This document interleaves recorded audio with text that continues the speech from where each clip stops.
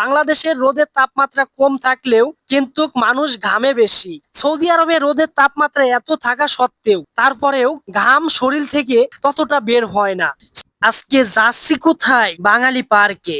তার জন্যই কোম্পানি থেকে বের হচ্ছি পার্কে যাওয়ার জন্য। অনেক দিনই যাওয়া হয় না পার্কে, তার জন্যই রওনা দিছি আমরা পার্কে যাওয়ার জন্য। কারণ সৌদি আরবে রোদের তাপমাত্রা খুবই বেশি, তার জন্য আমরা দিনে কখনোই বাহিরে ঘোরাঘুরি করি না, কারণ সৌদি আরবের রোদের তাপমাত্রা বেশি।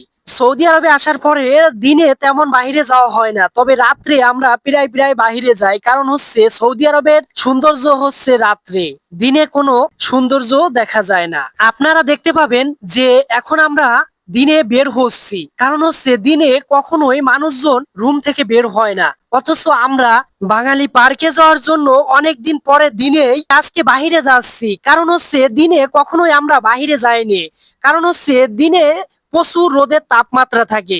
একে তো আপনারা দেখতে পাচ্ছেন রাস্তাঘাটে কোনো মানুষজন নাই, দ্বিতীয়ত আমরা 24 ঘন্টা এসির ভিতরে থাকি, এর জন্য আজকে দিনে বাহিরে যাচ্ছি।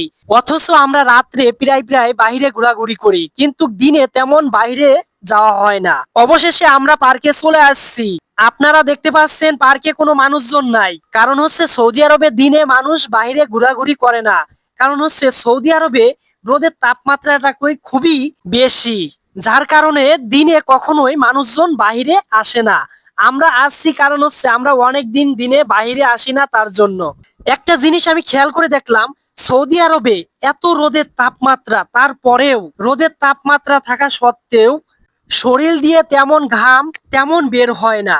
অথচ বাংলাদেশে 5 মিনিট রোদের ভিতরে দাঁড়িয়ে থাকলে বা বসে থাকলে ঘাম দিয়ে গোসল করে ফেলবে, কাপড় চোপড় পর্যন্ত নষ্ট হয়ে যাবে বাংলাদেশে। কারণ হচ্ছে বাংলাদেশের রোদের তাপমাত্রা কম থাকলেও কিন্তু মানুষ ঘামে বেশি। সৌদি আরবে রোদের তাপমাত্রা এত থাকা সত্ত্বেও তারপরেও ঘাম শরীর থেকে ততটা বের হয় না।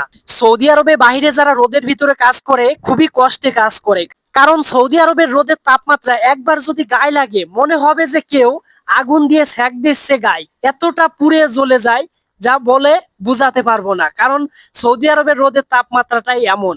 আপনারা দেখতে পাচ্ছেন এই বাঙালি পার্কে রোদের তাপমাত্রা খুবই বেশি, তারপরেও আমরা বসে পিএজি ভাজা খাচ্ছি। কারণ হচ্ছে আমরা 24 ঘন্টা এসির ভিতরে থাকি, এসির ভিতরে থাকতে থাকতে শরীরটা হয়ে গেছে ব্রয়লারের মতো। তার জন্যই আজকে রোদের ভিতরে বসে বড় ভাইদের সাথে পিএজি ভাজা খাচ্ছি। আপনারা যে বাঙালি পার্কটা দেখতেছেন, এই বাঙালি পার্কটা কিছুদিনের মধ্যে চেঞ্জ হয়ে যাবে, কারণ হচ্ছে এই বাঙালি পার্কটার কাজ চলতেছে। আপনারা যেই পরিবেশটা দেখতেছেন এই পরিবেশটা থাকবে না, এর চেয়ে ভালো পরিবেশ হয়ে যাবে এই বাঙালি পার্কটা। চোখের সামনে সবকিছুই পরিবর্তন হয়ে যাচ্ছে। আজ আপনারা যেই পার্কটা দেখতেছেন এই পার্কটা কিছুদিন পরে পরিবর্তন হয়ে যাবে। তাহলে আপনি কেন পরিবর্তন হচ্ছেন না?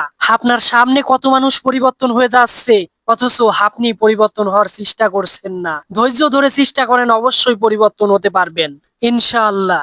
সবশেষে একটা কথাই বলি, আপনারা সবাই ভালো থাকবেন, সুস্থ থাকবেন।